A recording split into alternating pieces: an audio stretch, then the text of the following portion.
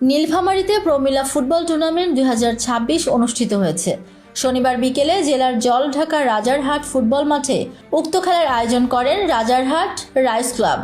এ সময় prize money football tournament খেলার শুভ উদ্বোধন করেন জলঢাকা অনির্বাণ বিদ্যাতীর্থ স্কুলের প্রধান শিক্ষক রকনুজ্জামান চৌধুরী। খেলায় যে দল দুটি অংশগ্রহণ করেছেন এনএসএসসিআর নারী ফুটবল দল, সিরাজগঞ্জ বনাম শক্তিশালী আরাফাত রহমান কোকো স্পোর্টিং ক্লাব সিলেট।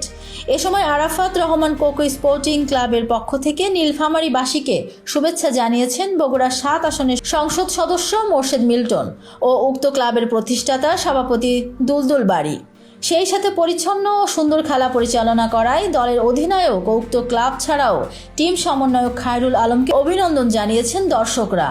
এ সময় এনএসএফসি নারী ফুটবল দল সিরাজগঞ্জকে পরাজিত করে 0-1 গোলে জয়লাভ করেন আরাফাত রহমান কোকো স্পোর্টিং ক্লাব সিলেট। এ সময় বাংলাদেশ জাতীয়তাবাদী দল বিএনপির জলঢাকা উপজেলা সাবেক সভাপতি ফাহমিদ ফয়সাল কমের চৌধুরীর সভাপতিত্বে উক্ত খেলায় প্রধান অতিথি হিসেবে উপস্থিত ছিলেন কাঠালী ইউনিয়ন পরিষদের চেয়ারম্যান প্রার্থী মিজানুর রহমান শামীম।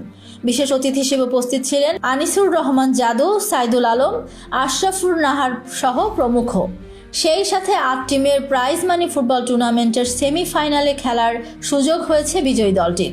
দেশ জুড়ে ক্রীড়াঙ্গনে স্থানীয় বিএনপি ও ক্রীড়া সংগঠনগুলোর উদ্যোগে বিভিন্ন অঞ্চল, জেলা, উপজেলা পর্যায়ে ব্যাপকভাবে ফুটবল খেলাকে উদ্বুদ্ধ করতে 6 জুন 2016 সালে প্রতিষ্ঠা করা হয় আরাফাত রহমান কোকো স্পোর্টিং ক্লাব।